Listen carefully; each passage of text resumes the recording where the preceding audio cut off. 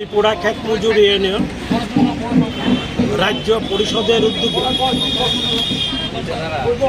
জনগণের স্বার্থ সংশ্লিষ্ট 5টা দাবি নিয়ে আজ রাজ্যের বিভিন্ন মহকুমা এবং জেলা কেন্দ্রে 2 ঘন্টার গণ অবস্থান কর্মসূচি আমরা গ্রহণ করেছি। এই যে কর্মসূচি, সে কর্মসূচিতে যে 5টা দাবি আমরা গ্রহণ করেছি এই গণ অবস্থান কর্মসূচির জন্য, এই দাবিগুলো হচ্ছে রেগা ও টুয়েপে বছরে 200 দিনের শ্রমদিবস সৃষ্টি করতে হবে, দৈনিক মজুরি 600 টাকা করতে হবে। দ্বিতীয় দাবিটা হচ্ছে আমাদের যে সকল ভূমিহীন গৃহহীন যারা আছেন ক্ষেত মজুর সহ তাদেরকে ভূমি বন্দোবস্তর ব্যবস্থা করতে হবে এবং গৃহের ব্যবস্থা করতে হবে। আমরা যেটা দেখেছি যে গৃহ নির্মাণের জন্য এখন কেন্দ্রীয় সরকারের পক্ষে যে টাকাটা বরাদ্দ করা হয়েছে এই টাকা খুবই কম।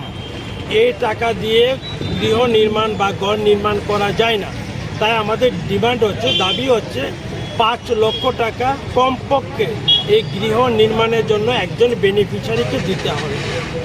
আমাদের তৃতীয় দাবি আদিবাসী, দলিত ও নারীদের উপর যে ব্যাপক সামাজিক অত্যাচার, নির্যাতন গোটা দেশে এবং আমাদের রাজ্যে যেটা লক্ষ্য করা যাচ্ছে, এটা অবিলম্বে বন্ধ করতে হবে এবং এই সামাজিক অত্যাচার নির্যাতনের সঙ্গে যারা যুক্ত, যারা দোষী, তাদেরকে দৃষ্টান্তমূলক শাস্তির ব্যবস্থা সেখানে করতে হবে।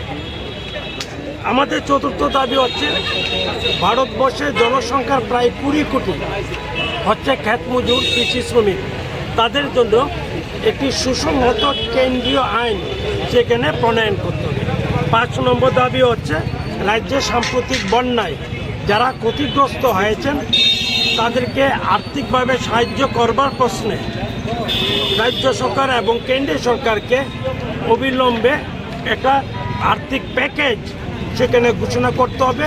এই দুটো সরকারকে, কেন্দ্র এবং রাজ্য সরকারকে বন্যা দুর্গত মানুষগুলোর পাশে সেখানে দাঁড়াতে হবে। এই 5টা দাবি নিয়ে আজকে আমাদের 2 ঘন্টা ব্যাপী গণ অবস্থান কর্মসূচি।